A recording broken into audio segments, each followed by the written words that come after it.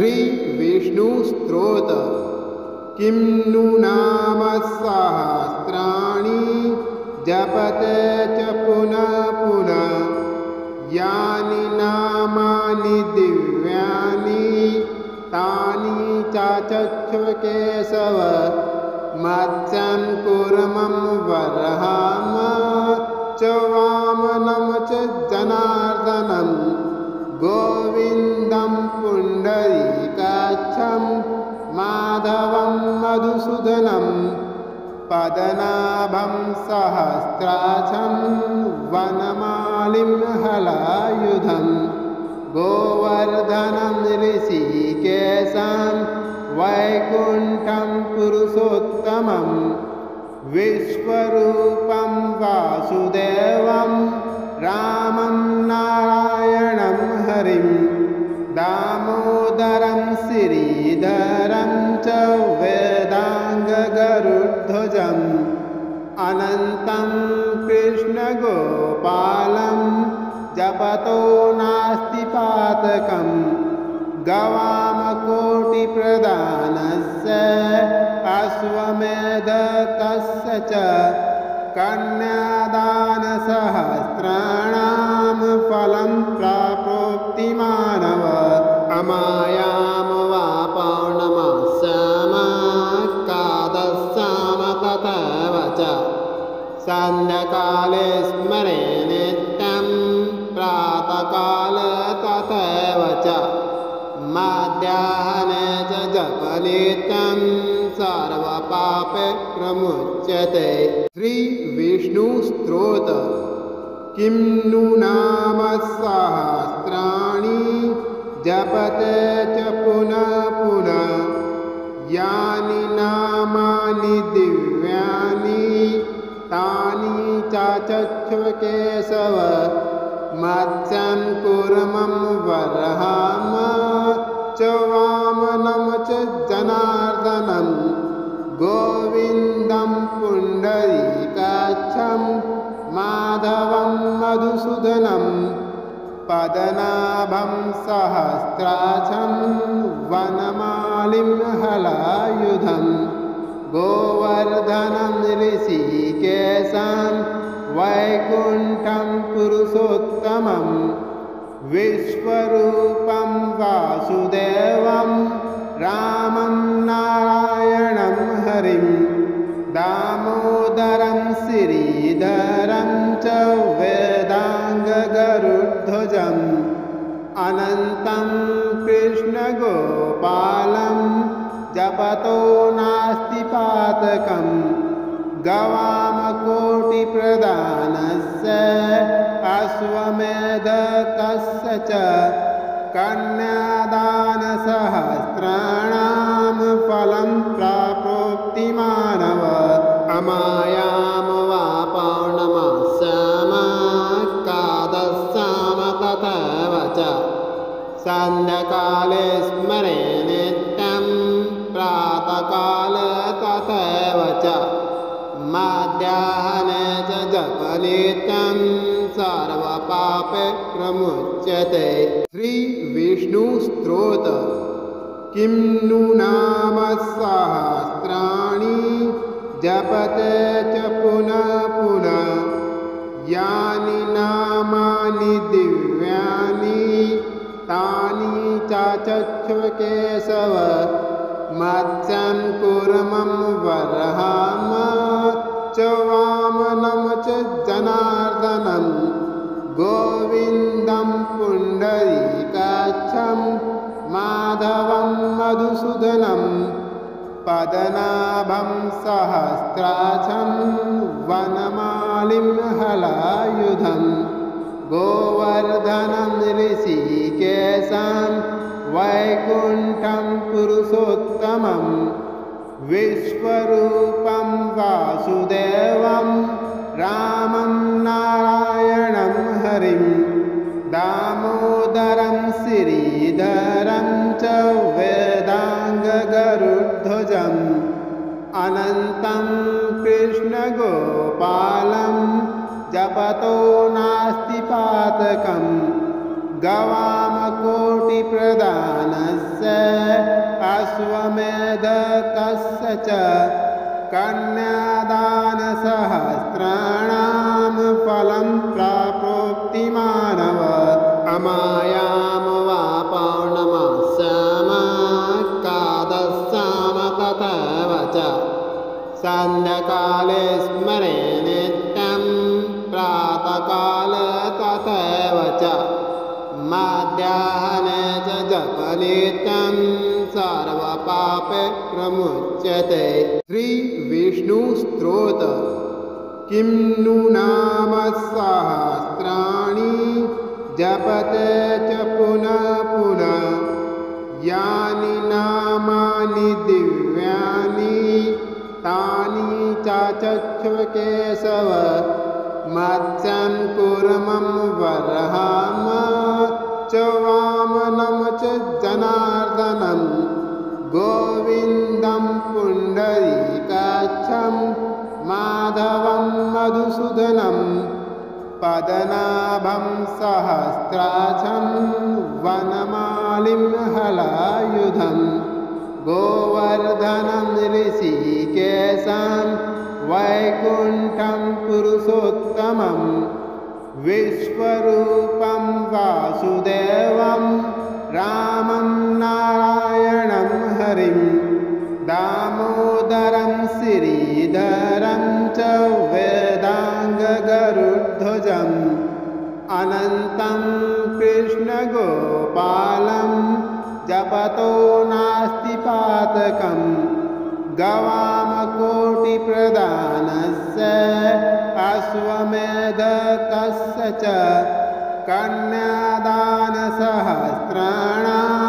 फलं प्राप्नोति मानव अमायां वा पौर्णमास्याम एकादश्याम तथैव च सन्ध्याकाले स्मरे नित्यं प्रातःकाले तथैव च मध्याह्ने च जपनित्यं सर्वपापे प्रमुच्यते। श्रीविष्णुस्तोत्र किं नु नाम सहस्राणि जपते च पुनः पुनः यानि नामानि दिव्यानि तानि चाचक्ष्व केशव मत्स्यं कूर्मं वराहं च वामनं च जनार्दनं गोविन्दं पुण्डरीकाक्षं माधवं मधुसूदनं पद्मनाभं सहस्राक्षं वनमालिं हलायुधं गोवर्धनं ऋषिकेशं वैकुण्ठं पुरुषोत्तमं विश्वरूपं वासुदेवं रामं नारायणं हरिं दामोदरं श्रीधरं च वेदाङ्गगरुध्वजम् अनन्तं कृष्णगोपालं जपतो नास्ति पातकम् गवामकोटिप्रदानस्य अश्वमेधतस्य च कन्यादानसहस्राणां फलं प्राप्नोति मानव अमायां वा पौर्णमास्याम एकादश्याम तथैव च सन्ध्याकाले स्मरे नित्यं प्रातःकाले तथैव च मध्याह्ने च जपनित्यं सर्वपापे प्रमुच्यते। श्रीविष्णुस्तोत्र किं नु नाम सहस्राणि जपते च पुनः पुनः यानि नामानि दिव्यानि तानि चाचक्ष्व केशव मत्स्यं कूर्मं वराहं च वामनं च जनार्दनं गोविन्दं पुण्डरीकाक्षं माधवं मधुसूदनं पद्मनाभं सहस्राक्षं वनमालिं वनमालिं हलायुधं गोवर्धनं ऋषिकेशं वैकुण्ठं पुरुषोत्तमं विश्वरूपं वासुदेवं रामं नारायणं हरिं दामोदरं श्रीधरं च वेदाङ्गगरुध्वजम् अनन्तं कृष्णगोपालं जपतो नास्ति पातकं गवामकोटिप्रदानस्य अश्वमेधतस्य च कन्यादानसहस्राणां फलं प्राप्नोति मानव अमायां वा पौर्णमास्याम कादस्याम तथैव च सन्ध्याकाले स्मरे नित्यं प्रातःकाले तथैव च मध्याह्ने च जपनित्यं सर्वपापे प्रमुच्यते। श्रीविष्णुस्तोत्र किं नु नाम सहस्राणि जपते च पुनः पुनः यानि नामानि दिव्यानि तानि चाचक्ष्व केशव मत्स्यं कूर्मं वराहं च वामनं च जनार्दनं गोविन्दं पुण्डरीकाक्षं माधवं मधुसूदनं पद्मनाभं सहस्राक्षं वनमालिं हलायुधं गोवर्धनं ऋषिकेशं वैकुण्ठं पुरुषोत्तमं विश्वरूपं वासुदेवं रामं नारायणं हरिं दामोदरं श्रीधरं च वेदाङ्गगरुध्वजम् अनन्तं कृष्णगोपालं जपतो नास्ति पातकं गवामकोटिप्रदानस्य अश्वमेधतस्य च कन्यादानसहस्राणां फलं प्राप्नोति मानव अमायां वा पौर्णमास्याम कादस्याम तथैव च सन्ध्याकाले स्मरे नित्यं प्रातःकाले तथैव च मध्याह्ने च जपनित्यं सर्वपापे प्रमुच्यते। श्रीविष्णुस्तोत्र किं नु नाम सहस्राणि जपते च पुनः पुनः यानि नामानि दिव्यानि तानि चाचक्ष्व केशव मत्स्यं कूर्मं वराहं च वामनं च जनार्दनं गोविन्दं पुण्डरीकाक्षं माधवं मधुसूदनं पद्मनाभं सहस्राक्षं वनमालिं हलायुधं गोवर्धनं ऋषिकेशं वैकुण्ठं पुरुषोत्तमं विश्वरूपं वासुदेवं रामं नारायणं हरिं दामोदरं श्रीधरं च वेदाङ्गगरुध्वजम् अनन्तं कृष्णगोपालं जपतो नास्ति पातकं गवामकोटिप्रदानस्य अश्वमेधतस्य च कन्यादानसहस्राणां फलं प्राप्नोति मानव अमायां वा पौर्णमास्याम कादस्याम तथैव च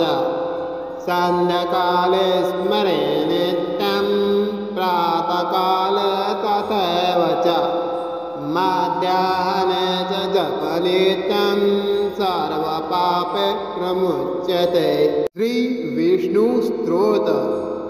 किं नु नाम सहस्राणि जपते च पुनः पुनः यानि नामानि दिव्यानि तानि चाचक्ष्व केशव मत्स्यं कूर्मं वराहं च वामनं च जनार्दनं गोविन्दं पुण्डरीकाक्षं माधवं मधुसूदनं पद्मनाभं सहस्राक्षं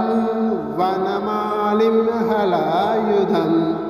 गोवर्धनं ऋषिकेशं वैकुण्ठं पुरुषोत्तमं विश्वरूपं वासुदेवं रामं नारायणं हरिं दामोदरं श्रीधरं च वेदाङ्गगरुध्वजम् अनन्तं कृष्णगोपालं जपतो नास्ति पातकं गवामकोटिप्रदानस्य अश्वमेधतस्य च कन्यादानसहस्राणां फलं प्राप्नोति मानव अमायां वा पौर्णमास्याम कादस्याम तथैव च सन्ध्याकाले स्मरे नित्यं प्रातःकाले तथैव च मध्याह्ने च जपनित्यं सर्वपापे प्रमुच्यते। श्रीविष्णुस्तोत्र किं नु नाम सहस्राणि जपते च पुनः पुनः यानि नामानि दिव्यानि तानि चाचक्ष्व केशव मत्स्यं कूर्मं वराहं च वामनं च जनार्दनं गोविन्दं पुण्डरीकाक्षं माधवं मधुसूदनं पद्मनाभं सहस्राक्षं वनमालिं हलायुधं गोवर्धनं ऋषिकेशं वैकुण्ठं पुरुषोत्तमं विश्वरूपं वासुदेवं रामं नारायणं हरिं दामोदरं श्रीधरं च वेदाङ्गगरुध्वजम् अनन्तं कृष्णगोपालं जपतो नास्ति पातकं गवामकोटिप्रदानस्य अश्वमेधतस्य च कन्यादानसहस्राणां फलं प्राप्नोति मानव अमायां वा पौर्णमास्याम कादस्याम तथैव च सन्ध्याकाले स्मरे नित्यं प्रातःकाले तथैव च मध्याह्ने च जपनित्यं सर्वपापे प्रमुच्यते। श्रीविष्णुस्तोत्र किं नु नाम सहस्राणि जपते च पुनः पुनः यानि नामानि दिव्यानि तानि चाचक्ष्व केशव मत्स्यं कूर्मं वराहं च वामनं च जनार्दनं गोविन्दं पुण्डरीकाक्षं माधवं मधुसूदनं पद्मनाभं सहस्राक्षं वनमालिं हलायुधं गोवर्धनं ऋषिकेशं वैकुण्ठं पुरुषोत्तमं विश्वरूपं वासुदेवं रामं नारायणं हरिं दामोदरं श्रीधरं च वेदाङ्गगरुध्वजम् अनन्तं कृष्णगोपालं जपतो नास्ति पातकं गवामकोटिप्रदानस्य अश्वमेध तस्य च कन्यादानसहस्राणां फलं प्राप्नोति मानव अमायां वा पौर्णमास्याम एकादश्याम तथैव च सन्ध्याकाले स्मरे नित्यं प्रातःकाले तथैव च मध्याह्ने च जपनित्यं सर्वपापैः प्रमुच्यते।